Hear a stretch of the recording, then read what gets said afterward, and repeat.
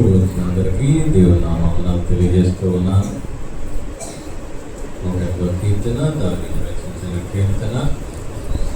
ఈ కీర్తన భాగంలో దావీదు గారు మనం తెలియజేస్తున్న విషయం ఏంటంటే, దేవుని యొక్క శక్తి అంటే మనకు విజయం ఉంటుందని ఇక్కడ మనకు తెలియజేస్తూ ఉంది.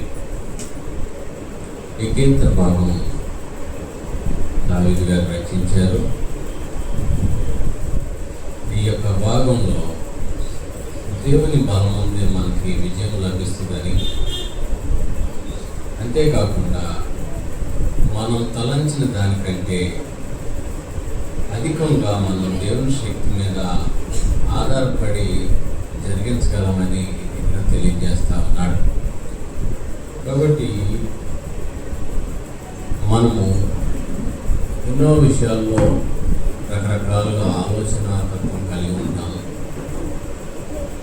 కానీ మన తలంపులు వ్యర్థమని, దేవుని యొక్క ఆలోచనలు, దేవుని యొక్క సంకల్పాలు వేరుగా ఉంటాయని, అవి మన పట్ల దేవుడు స్థిరమైన ఆశీర్వాదాన్ని,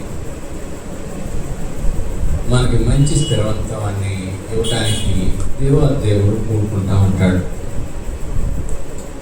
అందుకని కీర్తనకారుడు అంటాడు, దేవ నా హృదయం నిబ్బరముగా ఉన్నది, నేను పాడుచు స్థితిగానం చేసేదాన్ని. నా ఆత్మ పాడుచు దేవుని మీద ఆధారపడటం మూలంగా, దేవుని మీద నమ్మకంగా ఉండటం మూలంగా, ఏదైనా మన యొక్క అనుకున్నది ఎవరైనా ఖచ్చితంగా చేసి పెడతారన్నప్పుడు దాని గురించి మనం ఎలా కంగారు పడకుండా ప్రశాంతంగా ఎలా ఉంటామో, అలాగే అంతకంటే ఎక్కువగా ఇక్కడ కీర్తనకారుడైన దావీదు దేవుని మీద గొప్ప నమ్మకంతో, గొప్ప విశ్వాసంతో ఇక్కడ ఆయన అంటాడు, నా హృదయము.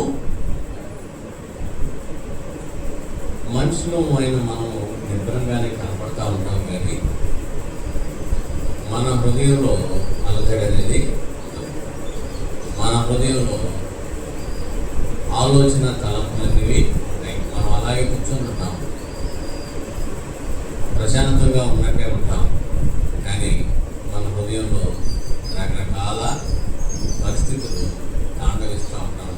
అక్కడ ఏం జరుగుతుంది, ఏం జరుగుతుంది, ఇది అది అది. కానీ దావీదు చెప్తున్న విషయం ఏంటంటే, దేవుని మీద మన నమ్మిక వస్తే మటుకి మన హృదయం ఎలా ఉంటుందా, నింపుగా. ఎందుకంటే హృదయం గురించి మనకు ఎవరికి తెలియదు, దేవునికి మాత్రమే తెలుసు.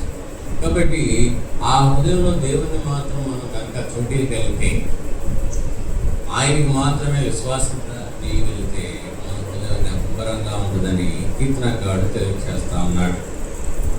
స్వరమండలమా సితార మేల్కొనిడి, నేను వేకునే లేచెదను, జనుల మధ్య నీకు కృతజ్ఞతాస్తుతులు చెల్లించదను, ప్రజల్లో నిన్ను.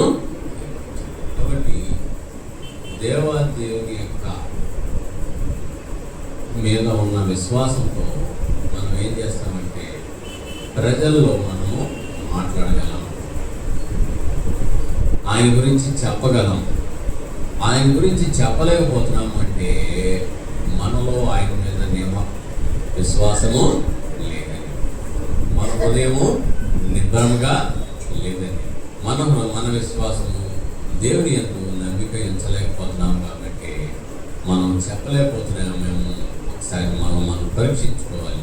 దావీదైతే మాత్రం ప్రతినిత్యం కూడా దేవునికి తప్ప వేరే దానికి చూడటం లేదు. కాబట్టి దేవాదేవుడు ఈయన నా వాక్యాన్ని ప్రతినిత్యము తన యొక్క హృదయంలో భద్రపరుచుకున్నాడు. కాబట్టి ఆ వాక్యమై నేను ఉన్నాను. కాబట్టి దావీదు నా హృదయాను. కాబట్టి మనం కనుక ఆ వాక్యాన్ని హృదయంలో పదిలపరిస్తే మనం కూడా ఏమవుతామంటే, ఆయన ఆత్మానుసారులుగా మారడానికి, ఆయనలోకి మనము ఇమిడిపోవడానికి అవకాశం ఉంటాము. అదేవిధంగా యెహోవా నీ కృప ఆకాశం కంటే ఎత్తైనది, నీ సత్యము మేఘములంతా. ఆయన యొక్క కృప ఆకాశం కంటే, ఎందుకంటే ఎందుకు పనికిరాని మనం ఆయనతో సహవాసం చేయడానికి అవకాశం లేదు మనల్ని. అల్లాడు ఆదాము దగ్గర నుంచి తెగిపోయిన మన యొక్క సంబంధాన్ని ఆయన కృపతో, ఆయన బలిష్టమైన ఆత్మీయమైన రక్తం చేత మన పాపాలన్నీ కూడా కడిగాడు, పవిత్రపరిచాడు. అందుకే ఆయన కృప చొప్పున ఈరోజు మనం ఆత్మీయంగా బ్రతికున్నాం. లేకపోతే కనుక మనం ఎప్పుడో చనిపోయాం. ఆదాము ద్వారా చేసిన పాపాన్ని బట్టి, తర్వాత మనం చేసే పాపాలను బట్టి క్రమంగా మనం చచ్చిన వారంగా ఉన్నాము. కానీ ఆయన కృప ఆకాశం అంత ఎత్తుగా ఉంది కాబట్టి ఆ కృప చేత దేవాదేవుడు మనల్ని ఆత్మీయంగా బ్రతికించుకున్నాడు. రెండో విషయంగా చూస్తే నీ సత్యము మేఘములంతా ఎత్తుగా ఉంది. ఇక్కడ సత్యం అంటే ఆయనే. ఆయన మేఘములంత కాదు, ఈ ఆకాశ ఆకాశాలు పట్టజాలంత విస్తారం కలిగి ఎక్కడికి వెళ్ళినా సరే ఆయన సత్యంలో కొంచెం కూడా ఏసమంత కూడా దానికి తప్పు పడటానికి లేదు. ఎందుకంటే ఆయన మాట్లాడిన మాటలో కానీ, ఆయన పలికిన మాటల్లో కానీ ఒక్క పుల్లు కానీ సున్న కానీ తీయడానికి అవకాశం లేదు. కాబట్టి ఆయన సత్యం అనగా ఆయన మాట ఈ ప్రపంచమంతా, ఈ విశ్వం అంతా ఆకాశం కంటే ఎత్తైనది.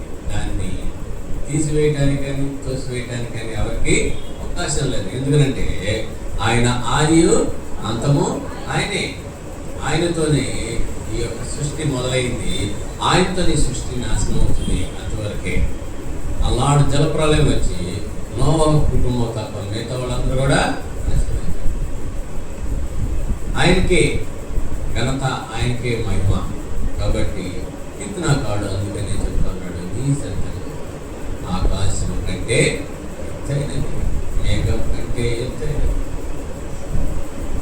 చక్కని మాటలతో, చక్కని వాటితో పోల్చుతూ కీర్తనకారుడు దేవుని యొక్క ఔన్నత్యాన్ని, దేవుని యొక్క గొప్పతనాన్ని ఇక్కడ మనకి చక్కగా తెలియజేస్తా ఉన్నాడు. అందుకని అంటున్నాడు, నీ ప్రభావం సర్వభూమి మీద కనపడలేము, నీ ప్రియులు విమోచింపబడినట్లు నీ కుడి చేతితో నన్ను రక్షించి నాకు దేవుని యొక్క ప్రభావం ఈ లోకంలోకి వస్తే సాతాను తన యొక్క అనుచరులు చేసే వాటిని కూడా నిర్మూలన అయిపోతాయి. నెబుకద్నెజరుకి వచ్చిన కల ప్రకారంగా చేతి సహాయం లేని ఒక రాయి వచ్చి ఆ విగ్రహం కొట్టగానే అది ఏమైపోయిందంట, ఉత్తి నీళ్ళుగా అయిపోయిందంట, మొత్తం కొట్టువలే అయిపోతుంది. కాబట్టి దేవుని యొక్క ప్రభావం వస్తే ఈ లోకంలో ఉన్న కొట్టంతా కూడా ఎగిరిపోతుంది, అంతా కూడా దంచబడుతుంది, తీసివేయబడుతుంది.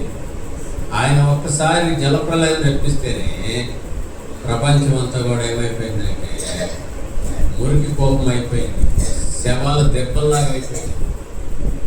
కాబట్టి దేవుని యొక్క శక్తి, కానీ ఆయన కృప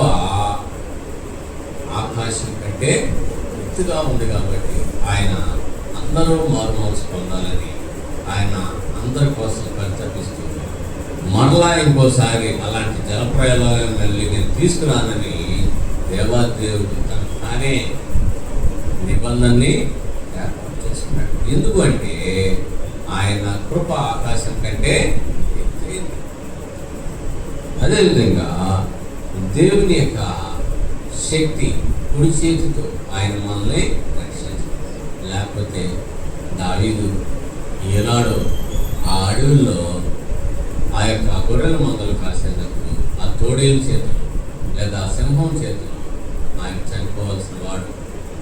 అలాగే ఆ యొక్క గులియాత్ చేతిలో చనిపోవాల్సిన వాడు, సౌలు రాజు చేతిలో చనిపోవాల్సిన వాడు, ఆకీష్ రాజు దగ్గర చనిపోవాల్సిన వాడు, ఫిలిస్తీన్ల దగ్గరికి వెళ్ళినప్పుడు చనిపోవాల్సిన వాడు, సిక్లగో ప్రాంతంలో ఆ యొక్క ప్రాంతాన్ని అంతా తగలబెట్టేశారు, అవన్నీ చేశారు. ఆ సమయంలో దావీదు ఉంటే దావీదుని కూడా కానీ దేవుడు తన కుడి చేత దావీదును రక్షిస్తాడు. మనల్ని కూడా తన కుడి చేత మనల్ని రక్షిస్తా ఉన్నాడు. ఎంతో మంది ఎన్నో రకాల పరిస్థితులు ప్రాణాపాయాలతో చనిపోతూ ఉన్నారు. ఎప్పుడు ఎలా ఉంటుందో ఏమీ తెలియదు. కానీ ఆయన కృప ఆకాశం కంటే ఎత్తుగా ఉంది కాబట్టి ఈ లోకం అంతటా ఆయన సంచరిస్తూ మనల్ని ఏం చేస్తాడంటే తన కుడి చేత మనల్ని రక్షిస్తా ఉన్నాడు. అందుకే కీర్తనకారుడు చక్కగా చెప్పాలి. అందుకని చెప్తున్నాడు, తన పరిశుద్ధ తోడని దేవుడు మాట ఇచ్చున్నాడు, నేను ప్రహర్షించను, శక్యమును పంచిపెట్టను, సుక్కోతులోను. కాబట్టి దేవాదేవుడు ఆయన కృప ఎంతవరకు విస్తరించిందో ఆ విస్తరణంతటినీ ఇక్కడ కీర్తనకారుడు కొలుస్తూ ఉన్నాడు, చెప్పగలుగుతూ ఉన్నాడు. మనం చెప్పగలుగుతున్నామా? దేవుడు మన పట్ల ఎంత ప్రేమగా ఉన్నాడని చెప్పగలుగుతున్నామా? ఆయన కృప మన చుట్టూతో ఎంత ఆవరించబడి ఉందో మనం చెప్పగలుగుతున్నామా? ఆయన సత్యము మన పరిధిలో ఎంతవరకు ఉంది, ఆ సత్యం ప్రకారం నేను నడుచుకుంటున్నానని మనం చెప్పగలుగుతున్నామా? దాన్ని అనుసరించగలుగుతున్నామా? ఒకసారి చూసుకోవాలి. దావీదైతే ఇక్కడ చక్కగా చెప్తా ఉన్నాడు ఎంతవరకు ఆయన. అందుకనే దావీదు ఎక్కడికి వెళ్ళినా సరే ఆయన అందుకంటున్నాడు, నేను పిండముగా రూపింపబడకముందే నువ్వు నన్ను ఎరిగి అన్నావు, చూచి అన్నావు. అందుమూలంగా ఎక్కడికి ఎత్తబడినా సరే, ఆకాశంకి ఎత్తబడి, భూమి కిందకి వెళ్ళినా, సముద్రం కిందకి వెళ్ళినా, నీళ్ల కిందకి వెళ్ళినా, సముద్రంలో ఉన్న చేప పొట్టలోకి వెళ్ళిపోయినా దేవుని యొక్క కన్నులు మనల్ని, ఆయన హస్తాలు మనం తాగుతా ఉన్నాయి. ఆయన కృప మన చుట్టూతో ఆవరించి ఉంది. కాబట్టి కీర్తనకారుడు ఈ విషయాల్ని మనకి చక్కగా పరిశీలనగా చెప్తా ఉన్నాడు. అందుకని అంటాడు, గిలాదు నాది, మనష్షే నాది, ఎఫ్రాయిము నాకు స్థిరస్థానము, యూదా నా జగన్నము. ఎందుకంటే ఇవన్నీ కూడా దేవుని యొక్క వశంలో ఉన్నాయి. మనము కనుక దేవుని వశంలోకి వెళ్ళిపోతే, దేవుని యొక్క రెక్కల నీడలోకి వెళ్ళిపోతే, దావీదు చెప్పినట్టుగా మనం కూడా చెప్పగలం. లేకపోతే ఏమైపోతామంటే, అమ్మో అక్కడ ఎలా ఉంటుందో, అమ్మో ఇక్కడ ఎలా ఉంటుందో, ఆ పరిస్థితులు ఏంటో, ఈ పరిస్థితులు ఏంటో అని భయాందోళనకి గురవ్వాల్సిన పరిస్థితి వస్తుంది. ఎందుకంటే దావీదులాగా మనం కూడా ఇదంతా దేవుని యొక్క ఏర్పాటు. ప్రతి చోట ఆయన కృప ఆవరించి ఉంది, ప్రతి చోట ఆయన సత్యం ఉంది. కాబట్టి మనకు భయం లేకుండా ఉందాము. అందుకని మన హృదయాన్ని దేంతో నింపుకొని ఉందాం, నిబ్బరంగా అని కీర్తనకారుడు చెప్పినట్టుగా మనం ఉందాం. అదేవిధంగా ఇక్కడ మోయాబు నేను కాళ్ళు కొడుకును. కాబట్టి జాగ్రత్త, మన కాళ్ళు కడుక్కునే పర్యాలను ఒక్కోసారి ఏం చేస్తామంటే నెత్తి మీద పెట్టుకునే వారంగా ఉంటాం. తోసి వేయాల్సిన దాన్ని ఏం తెచ్చుకుంటామంటే నెత్తి మీద పెట్టుకుంటూ ఉంటాం. ఉంచుకోవాల్సిన దాన్ని తీసుకెళ్ళి బయట పారేస్తూ ఉంటాం. నయోమి అదే చేసింది. తన కుమారులను, తన భర్తను బయలుదేరింది. ఎక్కడ బయలుదేరింది? అది కాళ్ళు కడుక్కునే ప్రదేశం, దేవుని చేత శపించబడిన ప్రాంతం, శాపగ్రస్తమైనది. కాబట్టి ఆకాను దాన్ని తెచ్చుకున్నాడు. ఆ కోరులోయలోకి వెళ్ళిపోవాల్సి వచ్చింది ఇవన్నీ కూడా. కాబట్టి మనలో శపితమైనది ఏమైనా ఉందేమో, అది మనము తాళకి దూరంగా ఉంచుతున్నామా, తృణీకరించే విధంగా ఉంటున్నామా, లేకపోతే మన యొక్క పాత జీవితాలని మళ్ళీ ఒకసారి తెలుసుకుంటున్నామా? మోయాబు అనగానే అదేదో ప్రాంతం అనుకోమాకండి. మనలో ఉన్న చెడే మోయాబు, మనలో ఉన్న దేవునికి వ్యతిరేకమైనదే మోయాబు. దేవాదేవుడు దాన్ని అంతటిని తీసి ఆయన వీపు వెనకాల వేసేసుకున్నాడు. ఆయన ఆయన ముఖ దర్శనం చేయడానికి ప్రయత్నం చేద్దాం, ఆయన వీపును చూడడానికి ప్రయత్నం చేయాలి. కాబట్టి మన కాళ్ళ దగ్గర ఉన్న వాల్సిన మళ్ళీ మనం తెచ్చుకుంటున్నామేమో చూసుకోవాలి. పాత వాటి కోసం మనం వేగిరి పడుతున్నామేమో చూసుకోవాలి. దేవుని కొరకే మనం నిలబడే వారంగా ఉండాలి. దావీదైతే చెప్తున్నాడు, అయా నీ సత్యం ఆకాశం కంటే ఎత్తుగా ఉంది, నీ కృప మేఘముల కంటే ఎత్తుగా ఉన్నాయి. కాబట్టి నా హృదయం నిబ్బరంగా ఉంది. కాబట్టి మనలో అవి లేకపోవడం మూలంగానే మన హృదయంలో ఇబ్బందికరంగా ఉంది, కంగారుగా ఉన్నాయి,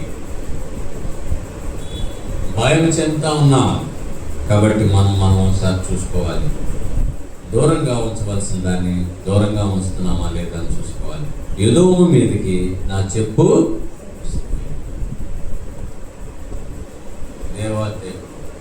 ఎదోముల మీదకి దానికి వెళ్ళినప్పుడు దావీదు దేవుని దగ్గరికి వెళ్ళి ప్రార్థన చేశాడు. ఆయన దాని మీద విజయం ఇచ్చాడు. మనము ఆ రీతిగా మనం ఉన్నామా? దేని మీద విజయం పొందాలో దానికి లోబడుతున్నామేమో చూసుకోవాలి. అనగా పాపానికి లోబడుతున్నామేమో అని ఒకసారి మనం పరీక్షించుకోవాలి. ఫిలిస్తీను బట్టి విజయోత్సాహము చేశాడు. కాబట్టి మనము దేని మీద విజయం పొంది ఆనందించాలో దాని మీద విజయం పొందకుండా, దేవుని దగ్గరికి మొరపెట్టకుండా దాన్ని చూసి భయపడుతున్నామేమో, భయక్రాంతులు అవుతున్నామేమో ఒకసారి చూసుకోవాలి. మనం జయించగలిగిన దాన్ని విషయంలో వెళ్లకుండా దాన్ని చూసి భయపడుతున్నామేమో ఒకసారి మనం పరీక్షించుకోవాలి. కీర్తనకాడైతే ఇక్కడ చక్కగా చెప్తున్నాడు, కోట గల పట్టణంలోనికి నన్ను తోడుకొని పోము, ఎదోములోనికి నన్ను ఎవడో. కాబట్టి జయించగలిగిన ప్రదేశం మీదకి దేవాదేవుని దగ్గరికి వెళ్తే తప్పక ఆయన మన కుడి చేతితో రక్షించుకోవాలి, కుడి చేతితో పట్టుకొని తీసుకెళ్ళాలి. దేన్నైనా సరే దేవుడు మనకిస్తానికి, ఆయన మనల్ని యోగ్యులుగా చేయడానికి తన చివరి పొట్టు వరకు తన రక్తాన్ని మనకి ఇచ్చాడు. దాన్ని కేవలం మనకి ఫిలిస్తీ మీద విజయోత్సాహం చేయడానికి కోసమే, ఎదోము మీదకి చెప్పు విసిరివేయటానికి కోసమే, మోయాబుని మన కాళ్ళు కడుక్కునే పళ్ళంగా ఏర్పాటు చేయడానికి కోసమే. కానీ వీటన్నిటినీ మనము మన యొక్క చేతుల్లో పెట్టుకుంటున్నామా? వాటిని కౌగిలించుకుంటున్నామా? వాటితో సహవాసం చేస్తున్నామా? ఇంకా దేవునికి దూరంగా ఉంటున్నామా? ఒకసారి మనం పరీక్షించుకోవాలి. దేవునికి తప్ప దేనికి మనము అవకాశం ఇవ్వకూడదు. ఇస్తే కనుక అవన్నీ కూడా మన మీదకి దండయాత్రకు రావడానికి అవకాశం. కాబట్టి దేవునికి మాత్రమే స్థానం ఇచ్చేవారుగా ఉంటే దావీదు చెప్పినట్టుగా నా హృదయము నిబ్బరముగా ఉన్నది. దేవా, మా సేనలతో కూడా నువ్వు బయలుదేరుట మాని ఉన్నావు కదా. ఒక్కొక్కసారి మనకి దేవుడు మనతో లేదేమో అని భ్రమ వస్తాం. అలా భ్రమ వచ్చిందంటే దావీదు వరకు విజయం పొందేవాడా? దావీదులో ఈ జయం ఉండేదా?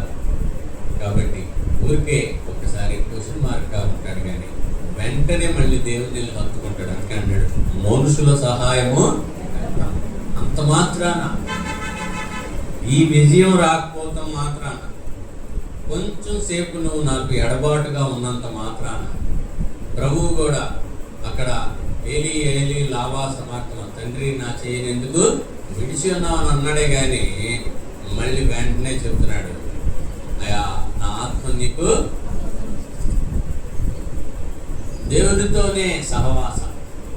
అందుకే అక్కడ దైవాదేవుడు ఎలా మాట్లాడుతున్నాడు, ఇక్కడ దావీదు కూడా అలాగే మాట్లాడుతూ ఉన్నాడు. అందుకని మనుషుల సహాయం వేద్దాము, శత్రువులు జయించటకు నువ్వు మాకు నీవే. అందుకని దావీదుని హృదయానుసారంగా మాట్లాడతాను. కాబట్టి ఇక్కడ చెప్తా ఉన్నాడు, దేవుని వలన మేము శూర కార్యములు, అన్నాడు తోడేళ్ళు చంపినాడు, ఎలుగుబంటిని చంపిన, సింహాన్ని చంపిన, గొలియాతును చంపిన, లేదా సౌలు రాజు చేతిలోంచి రక్షింపబడిన, అది కేవలం ఎవరి వల్ల అంటే దేవుని వల్లనే. నీ వల్లే నాకు నేను ఈ శూర కార్యంలో, లేకపోతే దేవుడు ఆ యొక్క సమూయేలు ప్రవర్తన పంపిస్తాయి.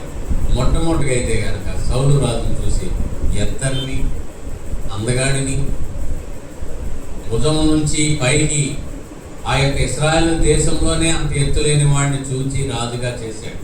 కానీ రెండోసారి చెప్తా ఉన్నాడు సమూయేలుతో, ఇదిగో మనిషి పైరూపం బట్టి కాదయా, దావీదు నా హృదయానుసారం, అందు నిమిత్తంగా నేను అతన్ని అందుగా చూసుకోబోతున్నాను, అతనికి అభిషేకం ఇవ్వు. కాబట్టి దేవాదేవుడు ఇంతకుముందు వేరు ఇశ్రాయేలు ప్రజల్ని అడవిలో అంజూరపు చెట్లులాగా, ద్రాక్ష చెట్లులాగా ఆయన వారిని ఎన్నుకున్నాడు. కానీ ఇప్పుడేమంటాడంటే ఆయన తన యొక్క రక్తాన్ని కాచి తన శిష్యులందరూ పిలిచి అంటాడు, సర్వలోకానికి వెళ్ళి సర్వ సృష్టికి సువార్త ప్రకటించండి. ఆడు ఇశ్రాయేలీయుడని చూడమాకు, ఆడు ఇంకోడని చూడమాకు. దేవుణ్ణి ఎవరైతే నమ్ముకుంటారో, ఎవరైతే పశ్చాత్తాపడి ఆ రక్తంలో కడగబడతారో వారిని మాత్రమే, వారి కొరకు మీరు వెళ్ళండి, సువార్త ప్రకటించండి. అందుకని ఇక్కడ అంటున్నాడు, దేవుని వల్లనే మేము శూర కార్యములు మా శత్రువులను వాడువు. మనం గనక ఆయనతో సహవాసం చేస్తే ఏదో మీదకి చెప్పు విసరగలం. మనం గనక ఆయనతో సహవాసం చేస్తే మోయాబులో మన కాళ్ళు కడుక్కోగలం. ఇలాంటి పరిస్థితులన్నీ కూడా రావాలి అంటే ప్రతినిత్యము దేవునితో సహవాసం కలిగి ఉండాలి. మనలో ఏదైనా లోటుపాట్లు ఉంటాయి, ఏదైనా ఉంటే దేవుని యొక్క సహవాసం నుంచి దూరంగా వెళ్తున్నాము, మనం పరీక్షించుకున్నాం, దేవునితోనే ఉన్నాం.